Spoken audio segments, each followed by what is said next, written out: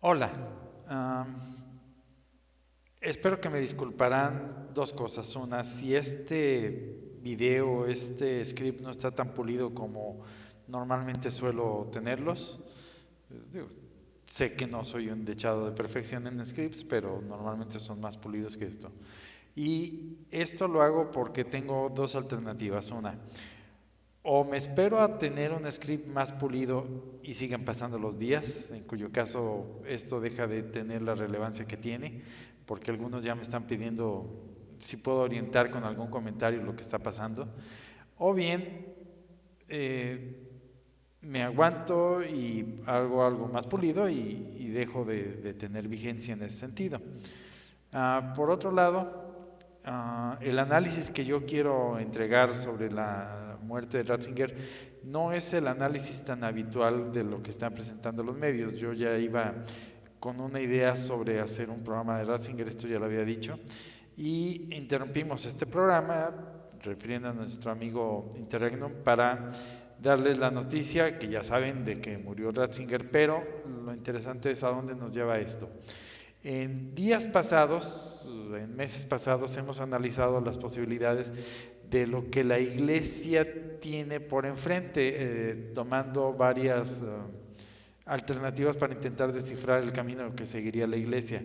Uno de ellos, decíamos, es que la iglesia sería en sus finales como en sus principios. Esa es una teoría. Hay otra teoría interesante que describe a que la iglesia está retratada en dos modos en la Biblia. Uno es en el Antiguo Testamento y otro es en los propios evangelios. Hay un grupo de gentes que se dice Macabeos Uprising, que tienen la teoría de que el Antiguo Testamento refleja la historia de la iglesia. Y esto lo han apoyado con varias cosas, pero también tienen la teoría de que los evangelios reflejan también la historia de la iglesia. Entonces, de aquí estoy tomando un segmento que creo que nadie ha validado hoy en día y que hasta cierto punto refleja lo que hasta antes de antier, por llamarlo de algún modo, es decir, hasta antes de la muerte de Ratzinger, estaba pasando.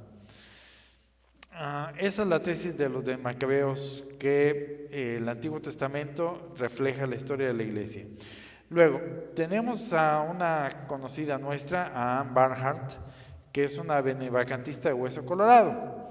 Y ella ha demostrado hasta la saciedad que Ratzinger no renunció. Es decir, cualquiera que tenga dos dedos de frente sabe que Ratzinger no renunció. Ahora bien, aquí he de hacer una nota.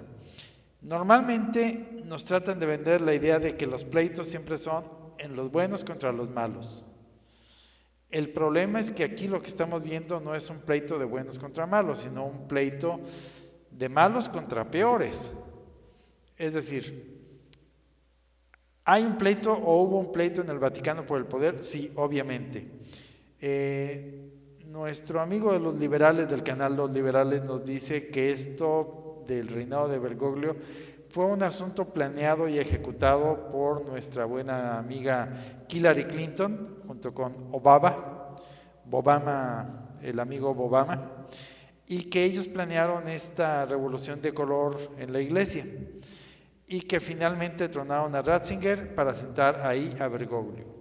Esto hasta aquí me parece sensato, es decir, eh, la iglesia ya estaba infestada por modernistas, sí, pero estos eran de un corte más moderado. Llegan estos señores, le dicen a Ratzinger, quítate que tú no vas al ritmo que nosotros necesitamos para implantar nuestro plan mundial, entonces hazte un tantito a la chingada, por favor, porque vamos a sentar ahí a nuestro Papa, que él ya tiene instrucciones precisas de lo que debe de hacerse. Entonces, aparentemente Ratzinger defendía un tipo de iglesia que no era tan radical como la iglesia de Bergoglio. Esto no convierte a Ratzinger en el bueno de la película, pero lo presento en las conclusiones al final. Estas son las gentes de Macabeon o Rapsin, y al punto al que voy es un artículo de Anne Barnhart, donde dice que hace 2000 años, durante el juicio de Cristo, hubo dos grandes sacerdotes, dos altos sacerdotes, dos máximos sacerdotes. Ok, Entonces, volvámonos a la foto del principio. Hay quienes dicen que ahorita la iglesia está pasando por la crucifixión que sufrió nuestro Señor y todo, bla, bla, bla, bla, bla. Y en esto podrían tener razón.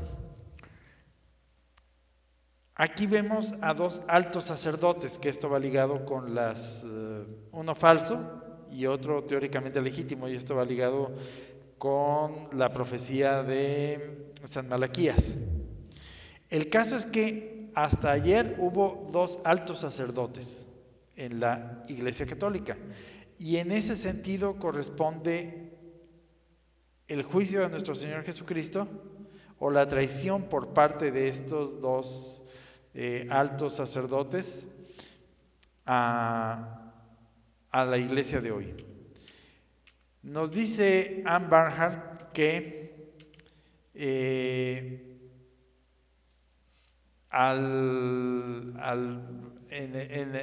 el Antiguo Testamento, en tiempos de los evangelios, uno de los altos sacerdotes fue impuesto por Roma y el otro era el teóricamente legítimo sacerdote que venía por ascendencia o por derecho de los judíos. Y hasta aquí tenemos una similitud que es interesante. Hay un antipapa impuesto por el Estado profundo y hay otro antipapa que ya estaba impuesto, es igual de malo, si lo queremos ver así, que Caifás, que era el que ya estaba y que no hubiera aceptado, y de todos modos no aceptó a Cristo. Okay. El asunto es que con la muerte de Ratzinger se cae esa similitud, es decir, cambiamos de etapa. Entonces, hasta aquí la iglesia llegó a una etapa y a partir de aquí se abre otra. Esto nos lleva a el asunto de la profecía de Nostradamus, la profecía de San Malaquías. Y esto nos lleva a los dos últimos lemas, que va ligado un poco a la profecía de Nuestra Señora de Nazaret. El lema de Wojtyla era de labore solis. Nos quieren decir que era el trabajo del sol porque él vino a iluminar al mundo y bla, bla, bla, y que por eso corresponde el lema de San Malaquías. No, cualquiera que sepa un poco de latín sabe que de labore solis quiere decir del trabajo del sol y que esto es un modo de decir del eclipse del sol. Entonces, ¿cuál fue la labor de Wojtyla en este sentido? Que fue un pontificado mucho más largo que el de Montini. Si bien Montini tronó la misa católica para sustituirla por el Novus Ordo, los restos de lo que quedaban eran todavía relativamente católicos. Es decir, la iglesia todavía no había sido tan trastornada, o lo que quedaba de la iglesia. Sin embargo, llega Wojtyla y este señor impone un nuevo rosario, un código nuevo de derecho canónico, un nuevo catecismo, termina por recodificar la misa y le da 20 sabores más. Él pone el nuevo breviario romano, es decir, bajo Wojtyla termina por destruirse lo que quedaba de la Iglesia Católica o la mentalidad católica o son formas de hablar. Él termina por arrasar lo que quedaba de la cultura católica, por llevarlo de algún modo, de la fe católica tradicional, para modernizarla por completo. Entonces, Wojtyla termina de hacer el eclipse del sol. Luego llega Ratzinger, que nos han querido vender la idea de que la gloria del olivo es porque él era de una orden que tiene como emblema el olivo. No, la ascendencia de Ratzinger es del pueblo elegido y tiene una larga ascendencia de proceder de una familia pura, por llamarla de algún modo, de entre ellos, de uno que viene de un gran sacerdote medieval o de un alto sacerdote medieval o algo así. Entonces, La gloria al olivo es porque finalmente el último representante, por llamarlo así, del catolicismo, es en realidad uno de los grandes exponentes o el último gran exponente del pueblo elegido. Es la gloria en el sentido de que él venció, terminó de vencer a la Iglesia Católica. Ahora bien, empezamos a aterrizar los asuntos. La muerte de Ratzinger tiene una serie de peculiaridades. Es decir, lo primero es, nos dicen que de último minuto Ratzinger empezó a tener fallos renales, es decir, que empezó a intoxicarse con su propia, cuando un proceso de fallo renal toma años, es decir, tradicionalmente en la ancianidad es algo que se va desarrollando gradualmente y nunca nos habían dicho que Ratzinger tuviera problemas renales. Nos hablaban un poco más de problemas de cardíacos quizás. Entonces, ¿es sospechosa su muerte? Sí, es sospechosa.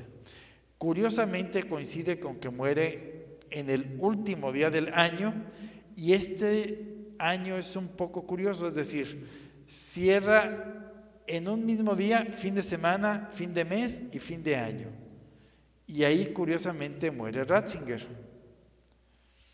Ahora bien, nuestros amigos que ahora son benevacantistas están proclamando por todo lo alto que Ratzinger fue el que retuvo la sede en sus manos para protegerla de los lobos que le implantaron ahí con Bergoglio y que él, hablándonos en el código, Ratzinger nos dijo que él la retenía y que él era el Santo Padre y bla, bla, bla, bla. Entonces, nos quieren vender la idea de que Ratzinger era el catejón y que ahora los lobos se desatan porque ya murió y quitaron el catejón. Entonces tiene sentido que lo hayan quitado, sí, porque aparentemente llevaban prisa. El asunto es por qué llevaban prisa por deshacerse de Ratzinger. Y hay algo más en lo que tienen cierto sentido. Ratzinger fue el último de la Iglesia Conciliar que fue todavía consagrado válidamente, es decir, su apostasía tiene más peso porque él fue verdaderamente sacerdote católico. Y eso de algún modo tiene un cierto peso. Con la muerte de Ratzinger se muere la última figura preconciliar, es decir, que tiene verdaderos sacramentos, aunque haya apostatado, de la Iglesia Conciliar. Entonces, en cierto modo, con la muerte de Ratzinger, sí se deshacen ya de lo que fue la Iglesia preconciliar. Eso es cierto. Por otro lado, se nos está diciendo desde hace poco tiempo que Bergoglio habló últimamente acerca de su renuncia. Yo ya dejé mi renuncia en caso de que tenga un problema médico. Y aquí lo curioso es que Bergoglio no podía renunciar al papado porque se iba a ver anormal a todas luces que hubiera dos papas eméritos.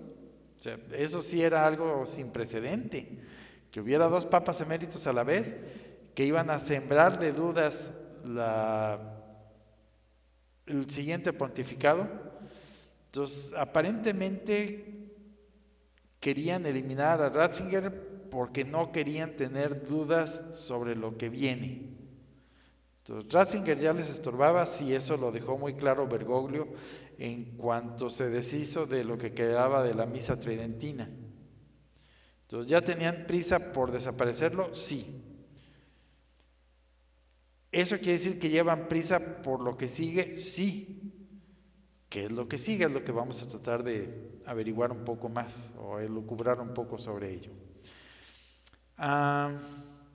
Lo que quiero mencionar a continuación es que con la muerte de Ratzinger se abre un enorme hueco para los benevacantistas, por mencionar algunos de los que conocemos en español: Radio Rosa Mística Colombia, el canal de Macabeo, César para Jesucristo, en la lengua inglesa Barnhart y una bola de gentes que están tras de ella, Adoración y Liberación, que ya tuvo un cisma propio por ahí, el profesor Daniel Galerón ya se despidió de ellos, ahí tuvieron un pleito fuerte, y ese señor ya estaba muy fumado, pero probablemente por ahí veniera algo interesante. Ahora bien, ¿qué queda para los benevacantistas? Bueno, su credo es que ellos creen en una iglesia conciliar, que es ecuménica, que tiene por santos a Montini, a Boctila y a Ratzinger, que ellos esperan en la redención que les trae el Novus Ordo y que consideran como nefasto el desastre bergogliano. Amén. Entonces, su iglesia es conciliar, o sea, no tenemos nada en común con los benevacantistas. ¿Por qué? Porque para ellos el concilio sigue siendo sacrosanto. Y los papas conciliares siguen siendo sacrosantos. Y es más, Ratzinger es un mártir que murió a manos de los lobos que se atrevieron a quizás apresurarle su muerte. Entonces, ¿qué nos trae como consecuencia la muerte de Ratzinger? Bueno, señores, oficialmente lo digo, se abre la caja de Ratzinger. No puedo decir Pandora porque no es el asunto. Entonces, ¿qué sigue después de la muerte de Ratzinger? Un recrudecimiento de lo que viene en la antesala del anticristo. Aquí se empiezan a juntar profecías. Vamos a regresarnos a San Malaquías. Nos dice San Malaquías que después de la gloria del olivo, que es Ratzinger, viene Pedro Romano que apacentará a la iglesia en persecución. ¿Qué estoy diciendo? ¿Que hoy que se muere Ratzinger, mañana ya tenemos a Pedro Romano? No. Estoy diciendo que con esto se abre el espacio para que venga Pedro Romano. Ahora bien, nosotros, los edevacantistas, que creemos que hay jerarquía, a diferencia de nuestro amigo Interregnum, ellos dicen que no hay jerarquía. Nosotros creemos que todavía hay jerarquía y que el papado como institución no está muerto. Ahora bien, la profecía de San Malaquías nos dice que viene todavía un papa, lo cual coincide con nuestro modo de pensar. Viene un papa, entonces algunos de nosotros creemos que con esto se abre el espacio o la puerta para que venga Pedro Romano a regir a los restos de la iglesia en lo que será la última persecución antes del fin, que es lo que nos predice San Malaquías. San Malaquías nos dice que la ciudad de las 7 colinas será destruida. Ahora bien, ahí tenemos 2 ciudades que tienen esa propiedad, entre otras del mundo, pero las más famosas o que nos interesan, una es Roma y la otra curiosamente también es Jerusalén. Esto nos abre el camino para empezar a pensar, y aquí nos metemos con la Salet.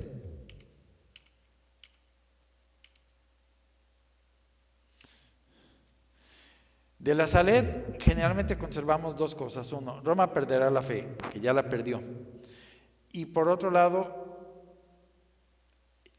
que será el trono del anticristo. Ahora bien, la Salet también nos dice que la iglesia será eclipsada.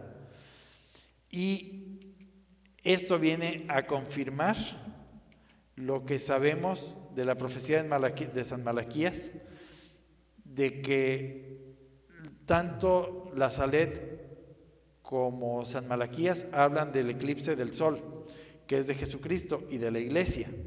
Entonces, San Malaquías confirma a la Salet o la Salet confirma a San Malaquías, como lo quieran ver. Y aquí se empiezan a conectar a conectar asuntos.